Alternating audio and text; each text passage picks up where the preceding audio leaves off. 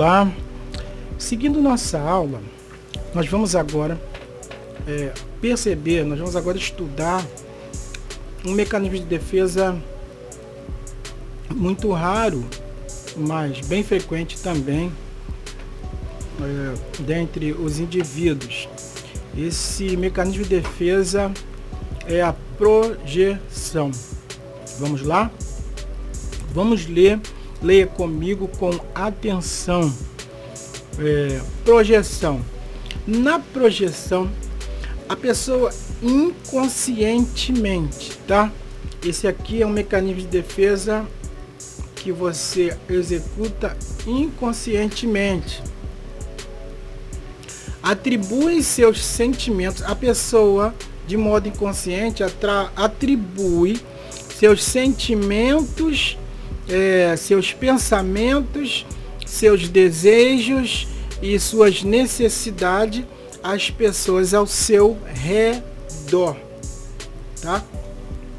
Ela vai atribuir tudo que está se passando com ela às pessoas que vos cercam. Esse mecanismo de defesa permite, desse modo, remover a responsabilidade pelos traços de caráter e desejos que alguém considera inaceitável. Já você vai compreender. Ela atribui, tá? Tudo que ela não deseja nela, que ela abomina, ela atribui isso, ou seja, ela vê isso, tá? Atribui isso, delega isso a outra pessoa. Visualiza isso em outra pessoa. Por exemplo, o ciúme irracional pode ser o resultado da operação do mecanismo de projeção. Ou seja, a pessoa se defendendo do desejo de ser infiel.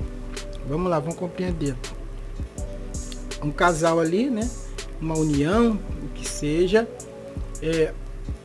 essa pessoa que tem o desejo de ser infiel, o impulso perversivo da infidelidade, ela possivelmente vai marcar o companheiro ou companheira palmo a palmo. Onde é que você estava? O que você estava fazendo? Por que você demorou?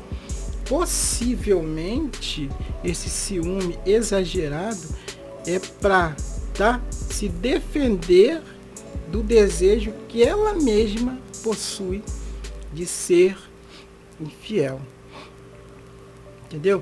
A projeção também é quando uma pessoa, por exemplo, esse cara toda vez que eu passo fica me olhando, eu acho que está me encantando, tá doido, fica olhando para mim.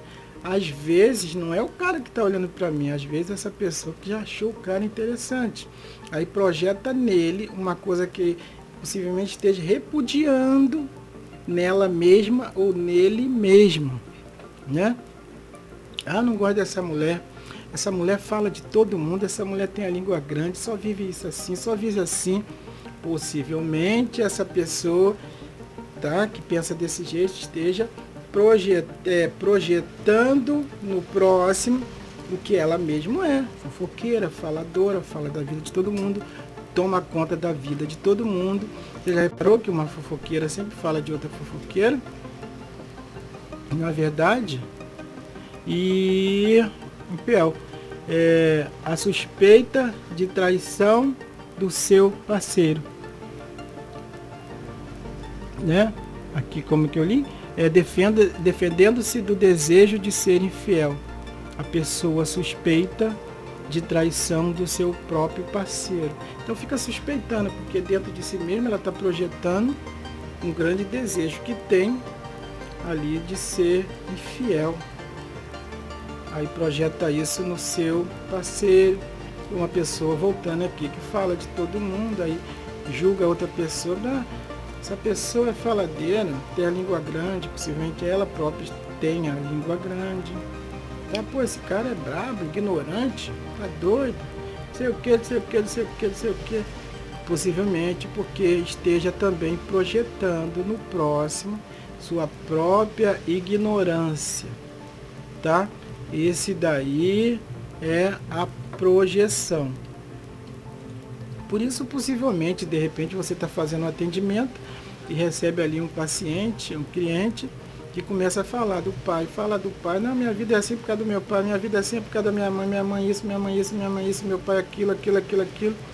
Aí você vai ter que diagnosticar, segundo uma quantidade de sessões, que isso pode ser uma projeção, tá? Fora da realidade, que os pais são gente boa, mas ele está refletindo ali nas pessoas mais próximas toda a sua obscuridade ali, toda a sua ruindade, o que essa própria pessoa nega de si mesma e atribui a outra pessoa. Tá bom? Vamos seguir na projeção. Deixa eu aumentar um pouquinho aqui para você aí. Beleza? Acho que melhorou. Melhorou. Vamos lá, projeção. Também é um processo mental pelo qual as características ligadas ao eu, a pessoa, são afastadas deste em direção a outro objeto e pessoas, com o propósito de se defender da angústia gerada por fracasso, culpa ou defeitos, projetando a responsabilidade por esse fato em alguém ou em alguma coisa, tá? Tanto pode ser por alguém, às vezes a pessoa não fala para o companheiro ou fala para quem esteja eu não evoluo na vida, eu não mudo de vida por causa de você, que se eu não tivesse casado com você eu já estava bem mais evoluído na vida, adquirido bem mais coisas, né? Então isso aí pode ser aí também um efeito de projeção, ok? Temos como exemplo o fato de tratarmos uma pessoa com hostilidade, olha só, falei sobre isso daí, ignorância, tratar uma pessoa com hostilidade, justificando a nós mesmos que ela é uma pessoa hostil, mas na verdade o único agente cometendo hostilidade somos nós. A outra pessoa está agindo normalmente, né? Você julga uma pessoa de hostil, de ignorante, quando na verdade a pessoa está tranquila e o ignorante pode ser você mesmo, tá?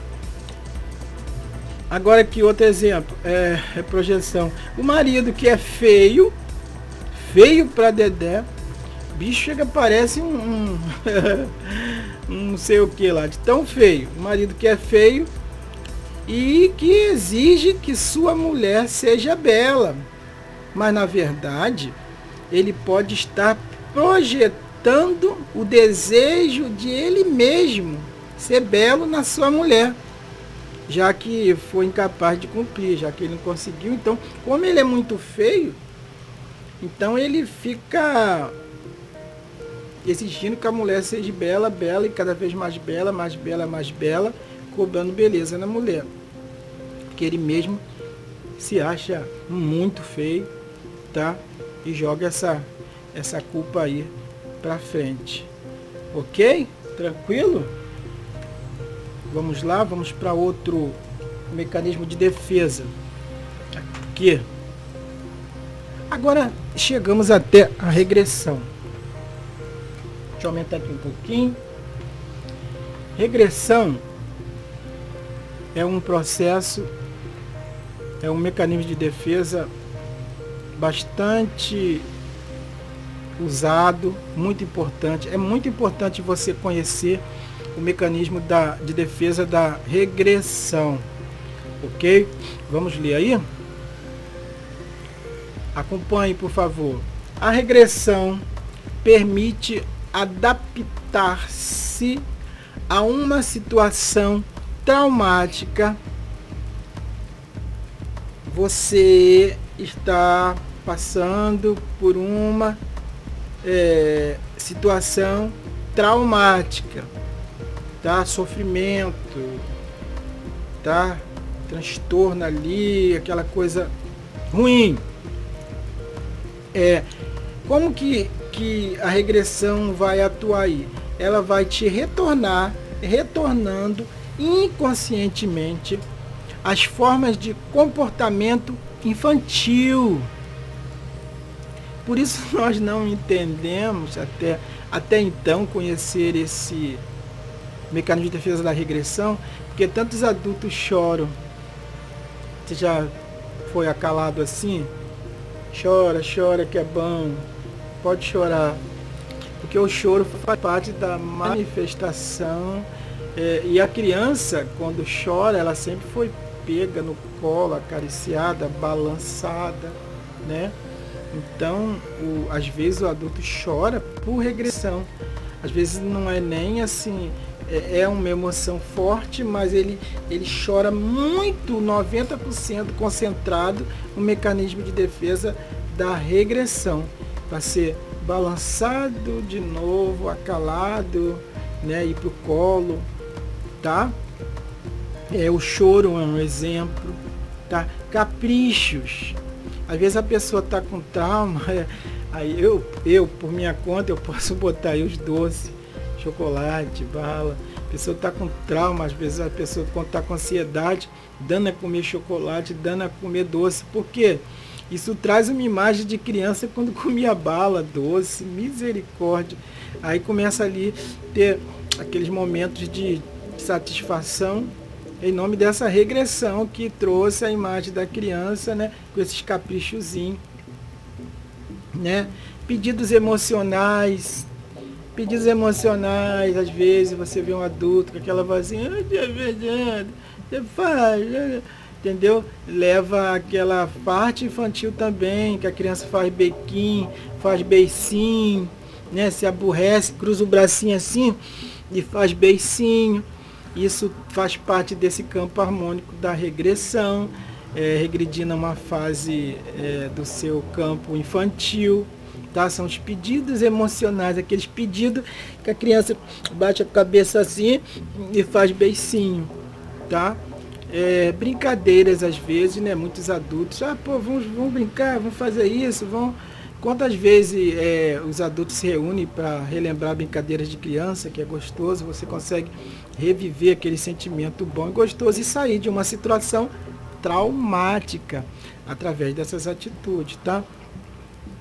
Modo de dormir, às vezes você está ali chateado, angustiado, uma situação traumática, aí se embola em posição uterina ali, fica ali emboladinho e até se sente bem nessa posição ali, emboladinho, posição uterina, e às vezes até o modo de falar, né? Acabei de falar aqui também, aquelas vozinhas de mimo, né? Não tem adulto que quando quer atenção, quando quer cuidado, muda a voz, faz vozinha de choro, vozinha de coitado, vozinha de coitada.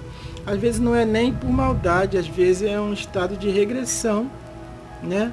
Aí a pessoa fala assim, pô, mas essa mulher, esse homem, ou esse adolescente, quem seja, é muito mimado. Mas é um mecanismo de defesa, pode ser um mecanismo de ofensa em operação, chamado regressão. Inconscientemente, é claro. Essas formas de comportamento visa a obtenção de apoio e segurança, viu? Sempre buscando atenção, apoio e segurança, ok? Tá dando para entender? Bacana? Vamos lá. A regressão permite que o indivíduo se livre do peso da responsabilidade. Responsabilidade, pesou, regressão. Porque em tempos de criança não há responsabilidade. As responsabilidades são paternas, né? E maternas dos pais, ou seja, responsabilidade pelo que está acontecendo. Afinal, quando éramos criança, os pais eram responsáveis por muitas coisas. O abuso da regressão, aí entra um alerta. Vamos lá. O abuso da regressão conduz à falta de uma estratégia de vida bem-sucedida, dificuldades em lidar com pessoas do ambiente e o surgimento de doenças psicossomáticas, tá? É muito perigoso você que vai lidar. Aí talvez você vai atender uma pessoa que você pode observar que constantemente, vamos botar assim, 70% da sua atitude de pessoa está baseada em regressão.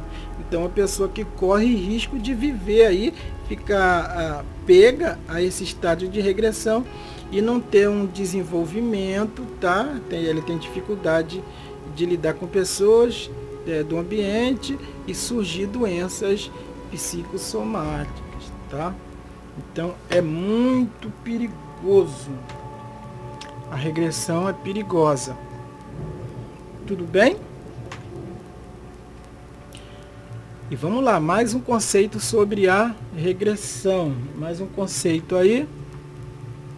Diz assim, olha, o conceito, leia comigo. Regressão é o retorno do indivíduo a níveis anteriores do desenvolvimento, sempre que depara com uma frustração. Sempre que tiver uma coisa muito difícil, uma frustração muito difícil, esse indivíduo vai fazer uma regressão para uma fase melhor da sua vida de satisfação. E essas fases, na maioria das vezes, ocorrem na sua fase infantil. Então, o inconsciente já leva lá para aquela fase infantil de conforto, para proteger esse indivíduo. Tá?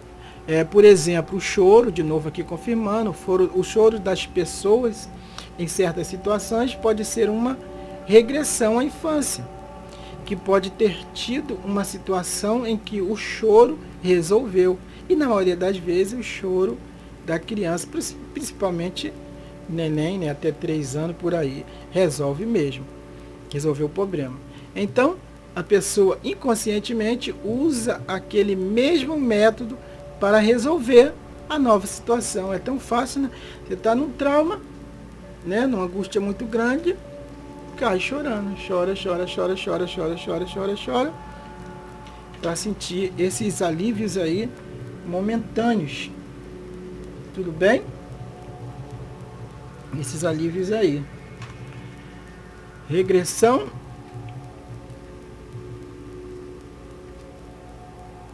Vamos lá, mais conceito da regressão. Regressão aqui, eu resolvi falar bastante da regressão. Vamos lá. A regressão geralmente é assemelhada a um ato infantil, mas é mais comum do que as pessoas imaginam. Olha, ela é relacionada a um ato infantil e é bem mais comum do que nós imaginamos.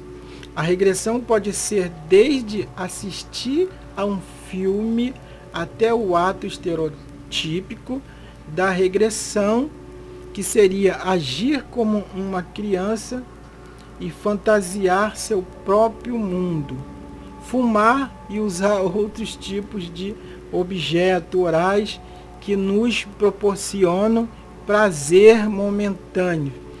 É uma regressão também, porque nos remete à satisfação do bebê com a boca, o ato de sugar o leite. Então, às vezes você bota filmes que remetem a momentos de infância e entra mesmo dentro daquele cenário, né? E tem um ditado que diz que a vida imita a arte, mentalmente aqui vai imitando e vai brincando. E também o ato de fumar, o ato de mastigar chiclete, né? Também nos remete num conteúdo de regressão, que quando você está fumando, você está manuseando a boca, né? E está lhe levando, lhe conduzindo a um momento gostoso e prazeroso e seguro da criança ao amamentar, tá? Ao sentir prazer ao amamentar, tá? O seio da sua mãe, prazer e segurança. Então, às vezes, um fumador compulsivo tem esse fuma, geralmente você vê, a pessoa fica nervosa, acende o cigarro, porque lembra da parte, lembra não, inconscientemente, é a parte oral do prazer oral, tá? Conforto e segurança que tinha ao amamentar sua mãe. Inconscientemente vai logo, começa a fumar, tá? Pode ser um dos motivos aí. Vamos lá? Compensação. Mais um mecanismo de defesa. Compensação. O que é a compensação? Como é que ela opera? Como que ela trabalha? Vamos lá. Compensação é o processo psíquico em que o indivíduo se compensa por alguma deficiência. Vamos lá? Déficit, tem alguma deficiência, ele vai buscar uma compensação. Para compensar isso, eu faço isso, ou para compensar isso, eu tenho isso. Então, na compensação, esse indivíduo vai sempre buscar isso. E sempre pela imagem que tem de si próprio, por meio de um outro aspecto que o caracterize, que ele, então, passa a considerar como um triunfo, tá? Então, se há um déficit em mim aqui, eu vou procurar uma coisa para me satisfazer com, tá? Que eu considere como um triunfo, como uma coisa que satisfaça o meu ego, me dê aí uma satisfação muito grande para compensar aqui, tá? Então, vamos lá. Temos como exemplo um aluno ruim nos esportes. Um aluno ruim nos esportes se consola por ser bom em matemática. Entendeu? Cara, é muito ruim em esporte, muito ruim. Em vez dele falar, poxa, eu tenho que melhorar, eu tenho que me esforçar, ele entra com o mecanismo de compensação. Mas você já viu minhas notas em matemática? Ninguém aqui na escola é melhor do que eu em matemática. Resolveu o problema? Não. Pode ficar, né? Pode repetir de ano, ser reprovado, porque não melhorou a parte de educação física. Mas usou o mecanismo de defesa chamado compensação, tá? Em psicologia, compensação é uma estratégia pela qual um indivíduo esconde conscientemente ou inconscientemente fraquezas, frustrações, desejo, sentimentos de inadequação ou incompetências em uma área da vida através de gratificações ou sucesso, tá? Então você procura justificar uma parte, não melhorando essa parte, mas sobressaindo em outra.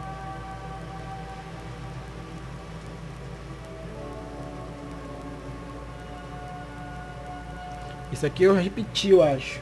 Deixa eu ver aqui se eu repeti. Tá repetido. Vamos lá. Formação reativa. Mais um exercício de defesa chamado formação reativa. Parece muito com uma que eu vou falar de química, né? Formação reativa misturou. Não, formação reativa. Vamos lá? Observe bem, isso é muito importante. Isso aqui é fundamental nos seus atendimentos. Por aqui que você vai ir fazendo o raio-x, tá? Das atitudes do seu paciente, das atitudes do seu cliente. A formação reativa consiste em uma atitude ambivalente.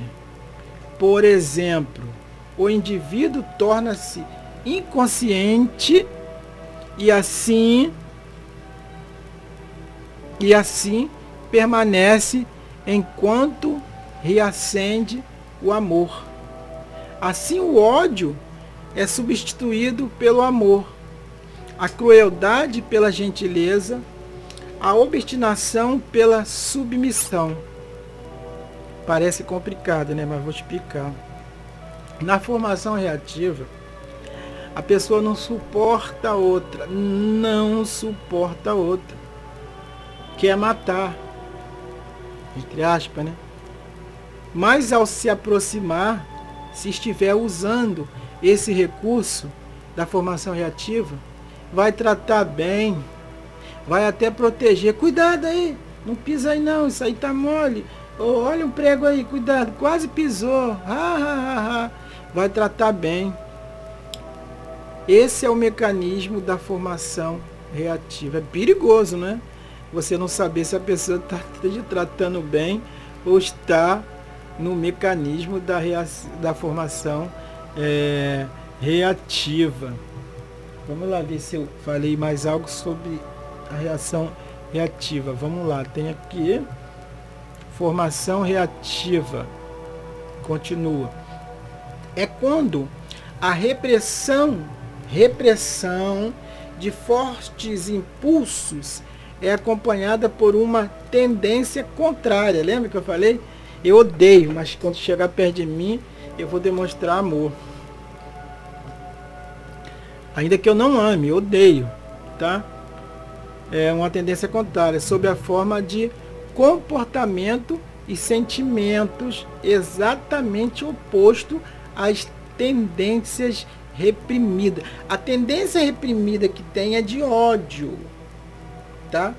Mas o que vai apresentar vai ser tratar bem. Poxa, fulano é bacana. Você vai até se admirar. Pô, me tratou tão bem, mas te detesta.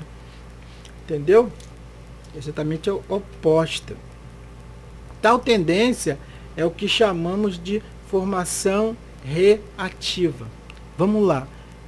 Um exemplo. Uma mãe que se preocupa exageradamente com o filho pode ser reflexo de uma verdadeira hostilidade a ele. Tá? Ou seja, não estou nem aí. Difícil acontecer isso nesse campo materno, mãe e filho. Mas não estou nem aí. Mas eu demonstro uma preocupação fora do comum, adormecedora. Entendeu?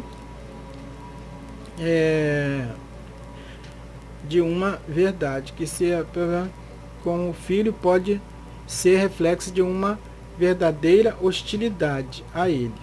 Uma pessoa demasiadamente valente, muito valente, em excesso, pode ser reflexo de um medo do oculto. Entendeu? Ela pode estar demonstrando valentia como formação reativa, mas ser medrosa na realidade. Porém, vamos lá, vale salientar que existem outros fatores que levam a mãe a preocupar-se com o filho e um homem a ser valente, sem ser obrigatoriamente um exemplo de formação reativa, entendeu? Mas, em modo geral, a formação reativa é isso. A pessoa às vezes está falando do jeito. Então, no seu atendimento, tá? Nas suas análises de psicanálise, você tem que ser muito expert para saber se essa pessoa, tá, está usando essa formação reativa, até com você mesmo, até quando, por exemplo, o adolescente vai acompanhado com os pais, né? Até o modo de falar de uma pessoa pela outra. Então você tem que notar muito bem. Por isso às vezes é até bom, né, pedir que venha. Ah, por que você não vem com a sua mãe? Por que você não traz uma amiga? Até para você, se essa amizade for bem frequente, possa estar influenciando também nesse possível trauma desse seu analisado, cliente. Então é bom, tá?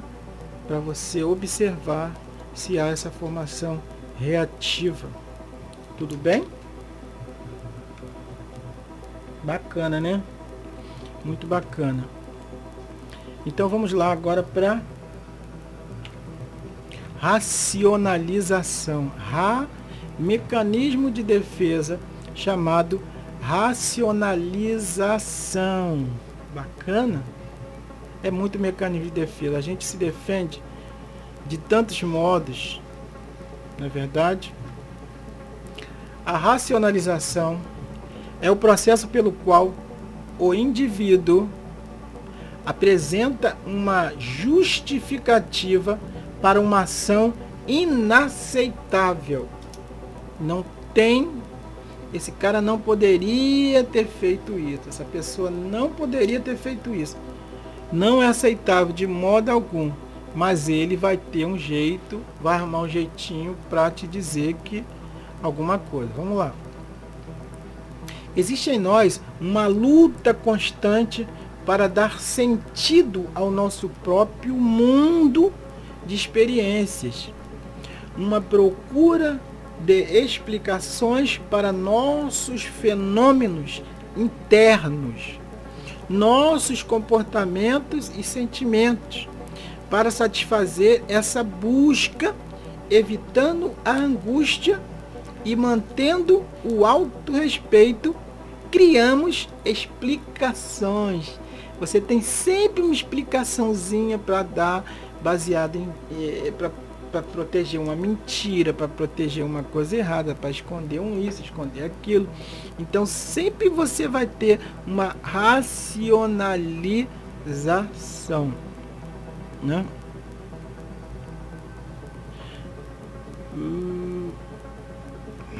Criamos explicações altamente racionais para fatores emocionais e motivacionais, para justificar nosso eu, nosso ego, a sua própria vaidade, para você não ser chocado, para você não ser ferido. Não tem o termo ferir o ego, você não ser ferido, né? Buscamos boas razões, ainda que falsas, para nossas atitudes e fracassos. Você quer justificar o seu fracasso e a sua péssima ação. Tal acomodação ao conflito é o que chamamos de racionalização. São exemplos de racionalização. Nós vamos ver agora alguns exemplos de racionalização. Vamos lá. Racionalização. Bacana, né? Você já usou a racionalização? Já em algum momento? Vamos lá. Um rapaz que viaja de graça em um ônibus e busca várias justificativas para seu ato, como: a passagem é muito cara, a empresa já tem muito dinheiro, eu pago passagem todo dia, um dia a menos não vai fazer diferença, o ônibus está lotado, nem vale pagar, não vou passar pela roleta, vou ficar aqui mesmo, lá atrás, para poder dar o calote, né? Descer pela porta de trás, que antigamente. Então é desse jeito, a pessoa está errada, né? E traz uma justificativa, uma racionalização para aquele fato errado, a fim de ficar com o seu ego ali bonitinho, passadinho, lavadinho, limpinho. Ele sabe que é uma mentira. Às vezes inconscientemente usa a racionalização, mas às vezes conscientemente, se é a racionalização, tem que usar o raciocínio para poder moldar esses argumentos. Não é verdade? Outra aqui, ó. Racionalização, outro exemplo. Um aluno que, não conseguindo responder a uma questão, diz: isso não é interessante de saber mesmo? Olha só. O cara não soube responder, mas isso não é interessante saber mesmo? Tipo assim, isso não era nem para estar aqui. Quem colocou essa questão aqui está fora de contexto, tá? Isso aí começa a trazer a racionalização para cobrir a sua incompetência, não é verdade? E não ferir o seu ego, seu orgulho. Não respondi porque não tive tempo de estudar, pois lá em casa fazem muito barulho na casa, o bichinho tadinho, não teve tempo de estudar, não trabalha, não faz nada, não teve tempo de estudar, aí a culpa é do tempo, não é dele não, tá? Então vamos lá, mais um exemplo.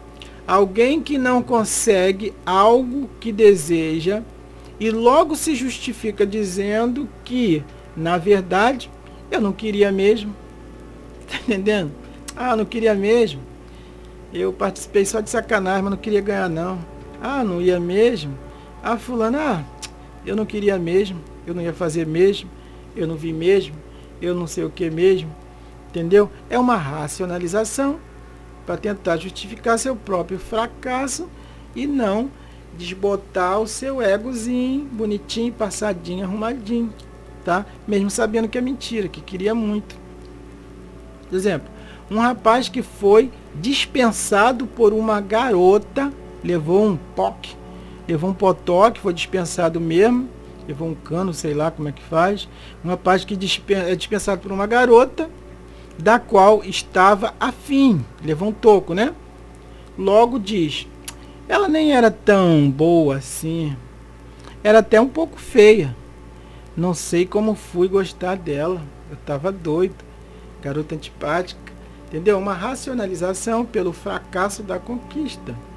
Então esse mecanismo de defesa é bem frequente, é um dos mais frequentes. Analisando aqui todo esse estudo, é um dos mais frequentes. Esse aqui você encontra com facilidade em todas as ramificações da sociedade, política, convívio, família, igreja, qualquer ramificação, laço de amizade, tudo, você vai ver muito esse mecanismo de defesa aqui se manifestar, que é a racionalização. Ok?